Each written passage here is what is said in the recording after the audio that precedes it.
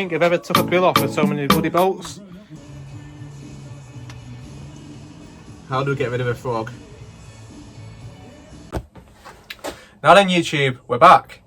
So since last time we've got most of the parts here. So either Mark's had them sent here or I found some in stock. And I'll be honest with you, I've been doing bits in between stuff. So just like in the last video I said it's good to get out in the garage. I've had a few hours in between stuff this week where I just thought, right, I need to go and be me again. So I spent a few hours doing things, and I haven't videoed some of it just purely because everyone's seen a wheel bearing be changed before, and if you haven't, there's loads of YouTubers out there that've done it. I've done Mark's rear wheel bearings in a previous video on the clubby. So yeah, so far at the moment I've gone wheel bearings on both hubs, check the ball joints, and you'll see from a couple of clips, 2 are alright, I'd say, and 2 are shot, even though they're new. Bottom arms I've changed, so they're swapped over with the poly bushes. And now it's a case of going around now, and I've sort of jumped ahead without doing a time lapse, so I do apologise a little bit, but I'm saving you from the boring bits. So hopefully I'll be able to get some clips now. So I'll just, for example, for the CVs, I was trying to do it in situ. It didn't really happen, so it was easier. I managed to get it out, the shaft out alright. So now I'll be able to just take the boot off and tap the CV out. Now this one ain't too bad, to be honest with you. The other side was about to split, and I'll be honest with you, if we're doing this, if I've got it this far apart now, it doesn't take me that long to change the CV boot. The only thing is the CV boot kits, they come with cable ties for these, not the metal ties, and it's going to come off, and it's going to cause Mark a lot of issues. And I don't do half-assed jobs. If I'm going to do something, I'll do it right. So I've got some metal ties somewhere. I think I panic bought last lockdown. I think I've got them somewhere with the proper tool for it. So we'll crack on with that.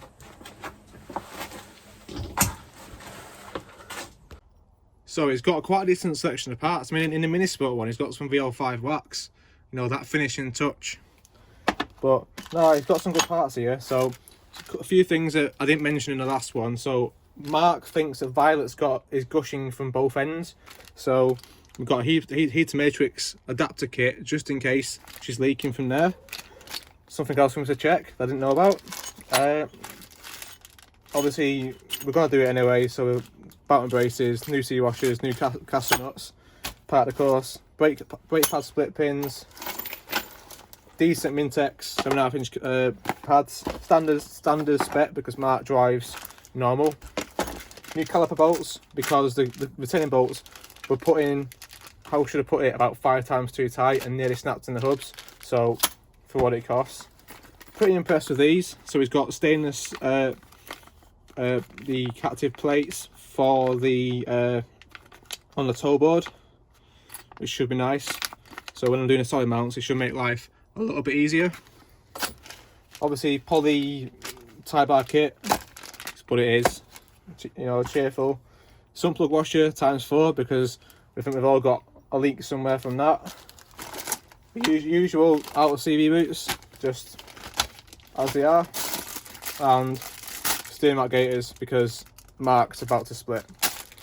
So yeah, we've got some solid mount tower pieces on the way.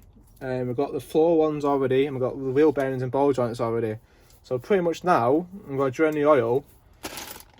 Hopefully this works with a bit of Halimar red, which is here, and we'll give it a go, see what's what. All done. I'll wipe it up when it's dry, but honestly it's not like Loctite anyway. It's dead soft when you undo it, so it doesn't pull any of your threads out. You'll be fine. It was that washer that was fucked. So the arms are on. Went alright, to be fair. It went better than they did on a Firecat. Anyway, got decided now we're to do these CV boots and steering gaiters first. They're both a twat of a job. To be fair, I think Mark should just get some stiff ass shocks. I can get this lowered on its arse. Have some serious cambing looking sick. To be honest, I might just lower it anyway. One down, one to go. There it is, look at it. Bloody Kermit. So, new bearings are in. Yeah, they're not the Timken ones, but that's not my call. I wanted Timken, Mark didn't, so it's what it is. It's what budget's, you know. Hey, I personally prefer Timkens, but it's one of them. So yeah, so we've got a collection of old bearings here. And if you watch the Clubman video with the original rear ball bearings, you'll see I'm still finding these balls everywhere. And I mean everywhere. But yeah, bottom arms are out. Look alright, pretty tired. So I'm going to show you what it looks like on the car.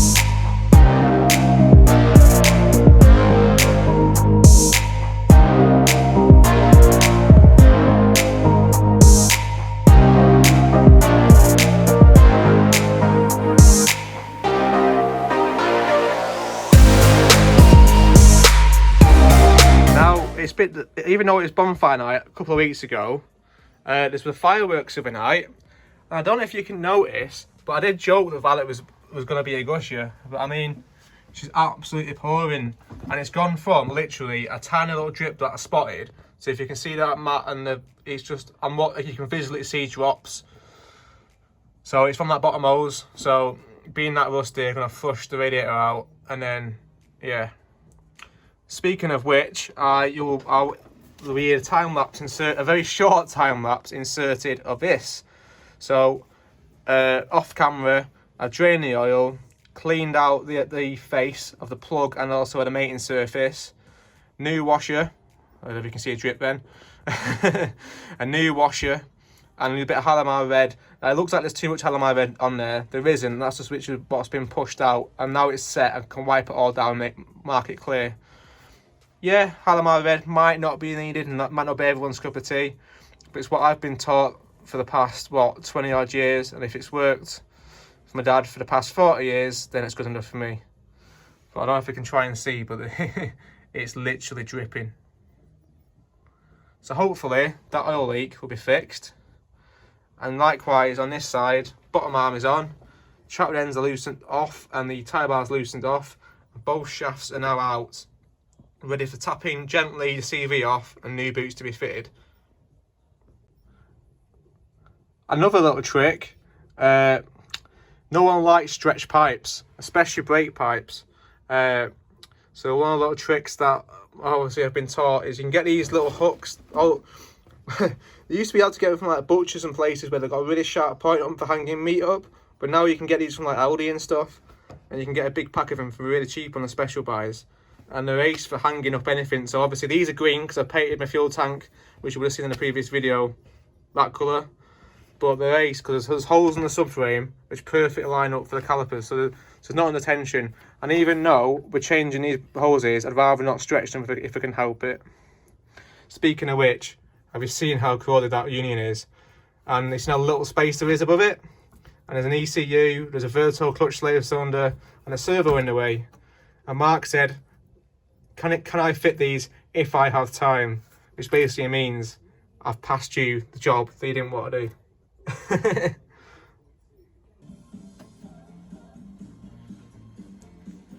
Right then, so it's looking a bit sorry for itself. The new bottom arm is now in. Barry the breaker bar was needed to take that bolt out because it was pretty tight. But then the actual pin itself just taps straight back, nice and easy. Trapwood end, we've got new ones to go on. Plus, need to do this gaiter. It's easy with the drive shaft out because there's just more room for my head, my big head.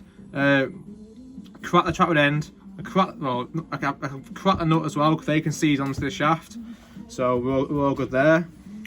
Tyler, I've cracked that off. Plus gassed it, it's nice and loose. We have got some new bolts for that anyway, but he's just cracked off ready. The brakes, yeah, the pads don't look like they've worn at all. As we're changing the hoses, I'm going to clean out the calipers and all with brake cleaner, give them a nice little scrub with an old toothbrush and getting clean. But it'd be important to clean around the seals. See, the pistons, they're barely out, so what I might try and do is I might try and push the pistons in and out a few times, make sure there's no surface rust or anything like that. If the pistons have got rust, that'll stop them moving out properly. So yeah, we're getting there. Just now the drive shaft's out, hub's out. It's now time for the messy part. So just getting the remains of the old boot off. So as this clip, it's weird, it doesn't actually have an end or start point. It's like a band that's been pushed on. So I'm guessing they're pretty original. So I've got a blade under there, so it's going to just be a case of prying it off now, and then I'll be able to clean all that up before I tap the CV joint off. Otherwise we'll end up with this green gook, which everyone knows smells amazing everywhere, which I don't really want.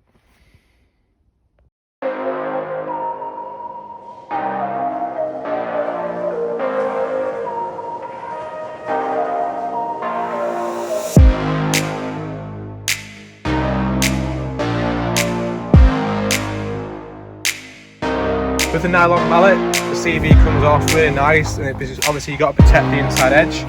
Now, it seems alright, but the one thing you will know, you can probably tell from here, is just how messy the process is. So yeah, it's basically, there's a clip on the end of the shaft. You just got to push it off ever so gently without breaking the clip. Now, you can replace these clips, because if which I've had in the past, where the shaft actually comes out of the CV itself, which happened a couple of times, and that was because of a dodgy clip. So that was nice and tight, but if it's ever loose, the clips are pence. So yeah, so now we're going to slide this boot off, clean it all up, clean the CV out, and then put a new boot on. It's a bit messy, so I'll probably just time lapse it, because yeah. Another thing is, make sure you don't lose any of the balls if you take the pot out this way.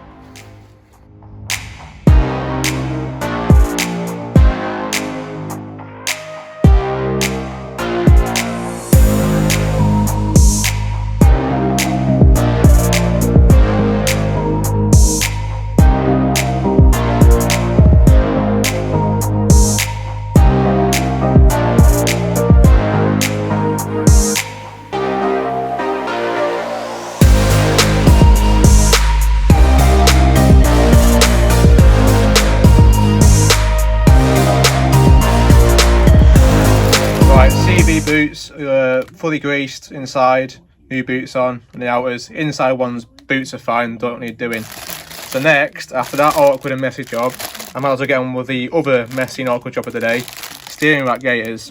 Now, normally they're pretty cheap and cheerful and use cable ties.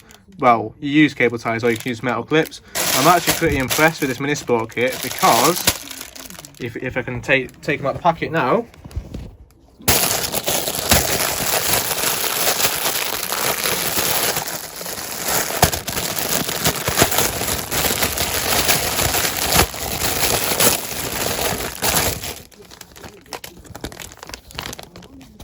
they come with metal cable ties, well, metal clips, metal tie clips, which I'm not gonna lie, I'm pretty damn impressed with.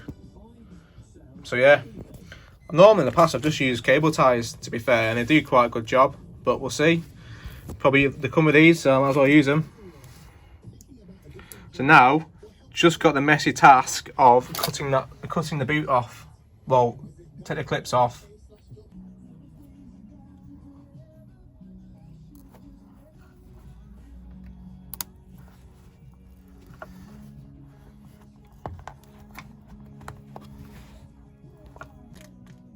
Cable tie off now,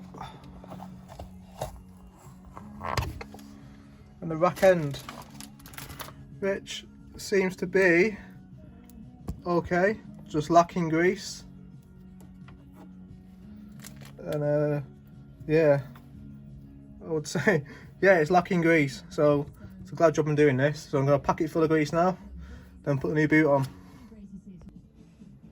Now, I've got one handful of grease, one dry hand, so I'm trying to record it. And I'm going to wipe all that excess off, because obviously it's compressed when I push the rack in. But sometimes it takes a lot of attempts to get that boot over the end of the rack, and it's just gone first time. So I'm hoping the other side goes just as well. But I mean, I spent January with the Midas, I must have spent like half an hour trying to get that boot on, and now it's just gone straight on. So it's one of these things, like anything in life, first time you do something it's a bit hard. It can be hard, but the more times you do it, the more practice you get, the better you get. So I didn't know how to do anything when I first started on minis. I learned with Midas, and it's like, so what I'd say is don't be scared of having a go with something, even as simple as this. Like, there's nothing you can't do in a mini, literally nothing. So don't be scared about it. So one of the things we're going to do, as well as change the pads and clean the calipers up, is we've got braided hoses. Now, as you can probably imagine, this car's 25 years old. I don't think that union probably never been undone. So whilst I go and make a coffee, linear plus gas on that. And whilst that's also soaking, I'm going to take the caliper off and give it a good brake clean. Because I've got a feeling these pistons are sticking, or sort of stuck. Because they've got a massive build-up of crap everywhere. And yeah, while we're doing it, I'm about to embrace this person. I either do it or I don't. I don't do any half-assed efforts. So yeah, I'm going to do that. Right then, so now that the brake unions are soaked in plus gas, I've got to leave that about an hour or so to proper soak in and penetrate. Whilst we're doing that, I might as well clean the calipers up whilst we're waiting. Thing is though, if I undo that union on the end of the caliper, we're just going to get brake fluid pouring out. So, I've got an idea. So, a couple of years ago, last year, feels like 2 years ago, when we did the Midas build, I put 4 pots on it that I had in stock from my Mini when I had it on 12-inch wheels. Obviously, you can't have big 4 pots with 10s, so I had them spare. So I put those on. So I have the original Midas 2-pot calipers. So the idea is, I'm going to take this off, and when I take the Cooper S caliper off, just whack this on temporarily, so just to basically bung the end up. So rather than putting like a closed nut on the end, this is the easier option for me. So here it goes. Let's see if that union undoes itself.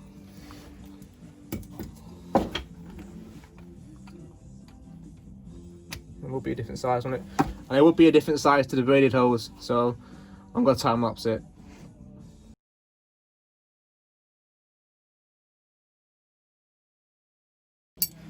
So a quick thing to mention is, before I actually take the calipers off, I'm going to take the pads out and pump the brakes so the pistons come out, but not all the way, but come out so I can clean them. So obviously, if I forgot to do this now, which I nearly forgot, I'll have to use compressed air instead. Oh dear. So I decided to bleed. Well, not bleed. Decided to pump the pump the brakes without any pads in to try and get the pistons to come out. Not fully, obviously. One's popped out, but they shouldn't have, because the other one should have met it. Now the other caliper, they haven't moved.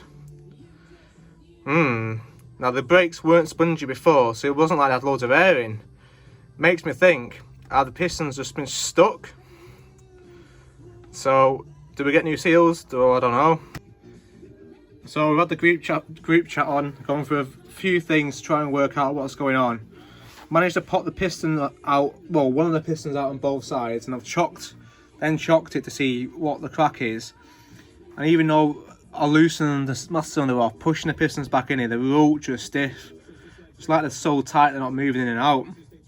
So, but the pistons don't seem to be rusty, but they're a bit, there is some pitting. So it could be a set of seals or what.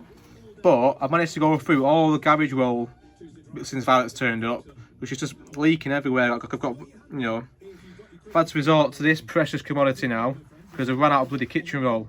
So if you're watching, Mark, can you send us some? Garage roll, not toilet roll.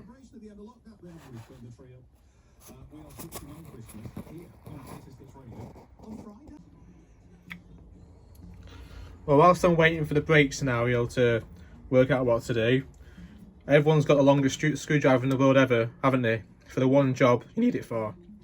So I was going to look at the bottom Jubilee clip, because it looked like, rather than being square on the road part of the radiator, it was sort of twisted, so it wasn't clamping squarely, therefore weeping. So I was just going to loosen it. It's already pretty loose, so I'm just going to loosen it, put it square, tighten it, and I'm going to see if that stops the drip. Still going to flush it, but I want to see if I can stop this drip to make sure that is the issue. So whilst the drive shaft's out, the pot joint's in the way, but I can get my hand on the bottom hose. So basically I pushed it back on tight, I put the Jubilee clip square, and now I need to go up and tighten it on.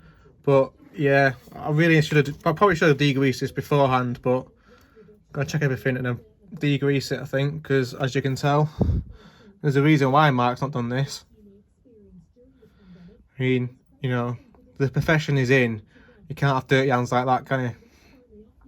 Anyway, and you know, he's definitely a tart, isn't he, when he's got an MG Rover oil filter. What is he like? Yeah.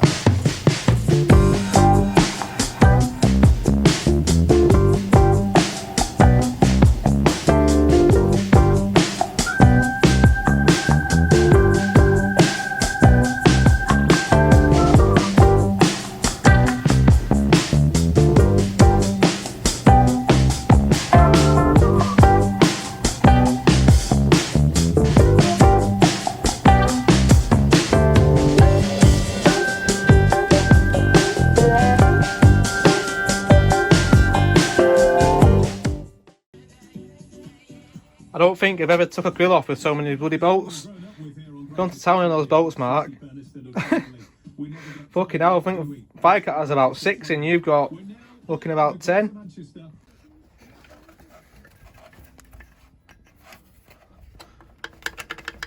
They could be a bit stubborn.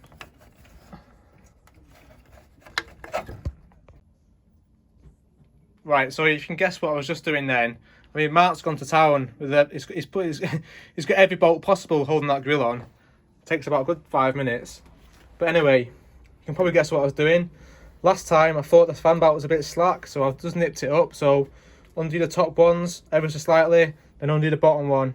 Now, ratchet spanners are these. They're worth the weight and go for this job. So yeah, so normally you get your check from the top. But the rule of thumb as well is you check for play there. So you just want a little bit of movement, but not a lot. So that's nice and tight. So that should help with any issues as well we had before. Well, it should help with charging. So yeah, one more job done.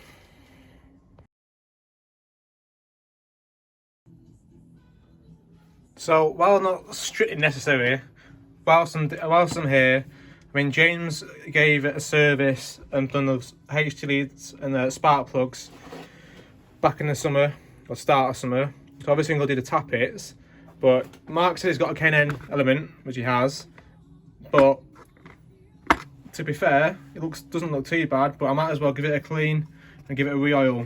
So because I have ITG filters, I've got an ITG kit, and it works the same just as a K&N kit. So it's got a cleaner and an oil spray.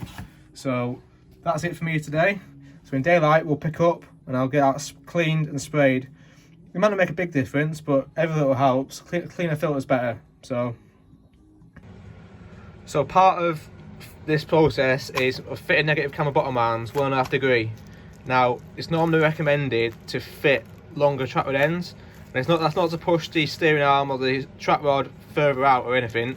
It's purely for more fit engagement here, so that when you come to adjust it, you make sure that you haven't got like one thread or something stupid, so that it's stronger, especially when high forces are on it. You don't want that to come loose or come off the end.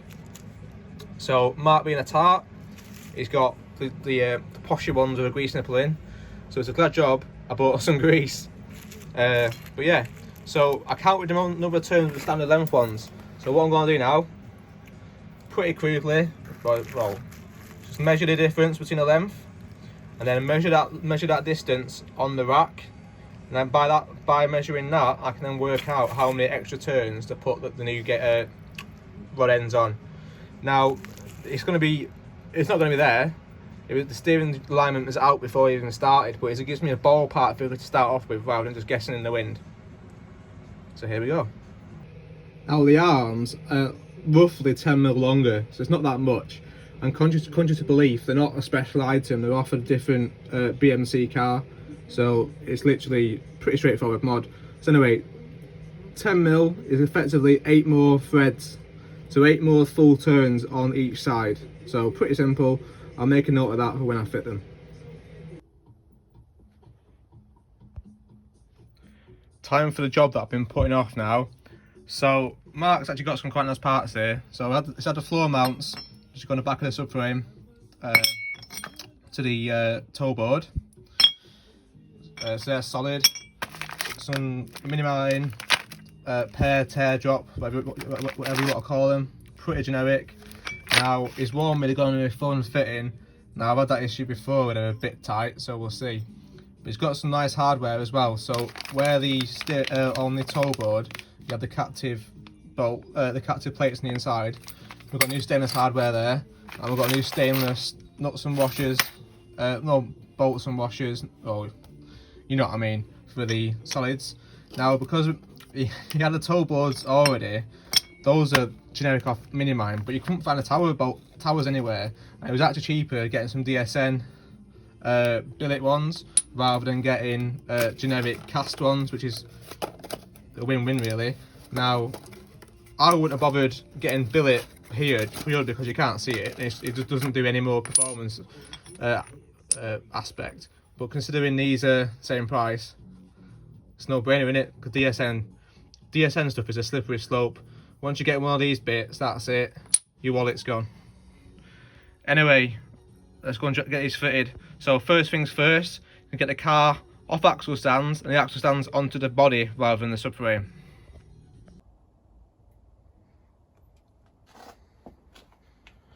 Right then, so axle stands moved to where the bottom of the flitch panel, where the fold is, so it's the strongest point of that floor slash flitch section.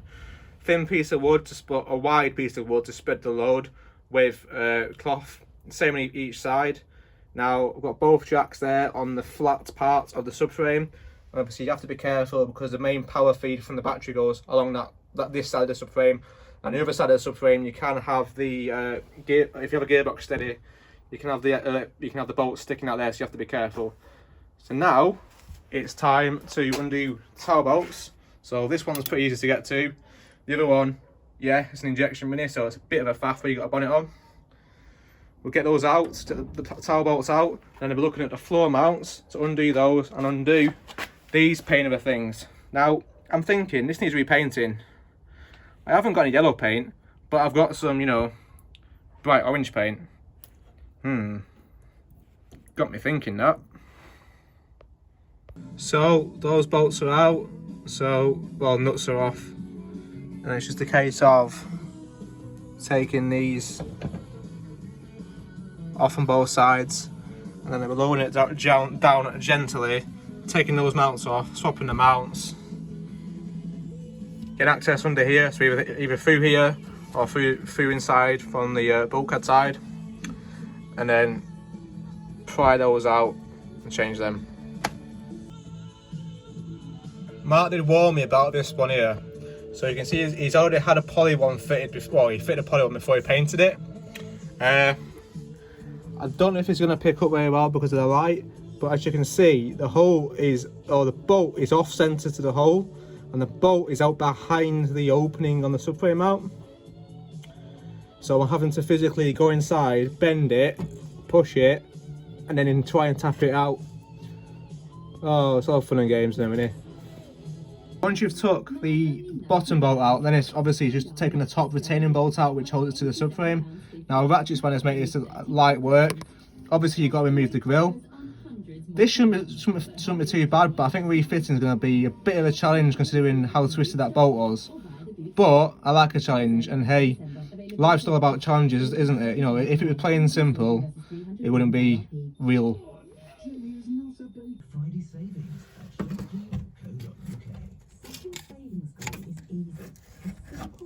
I can't do this one-handed. But yeah, you see the gap's opened up. Now this subframe's lowered. I've given in, ECU's out, the plastic air ducting's out, and I'm gonna attempt to go from the front. Coming from the other side, because the radiator's there.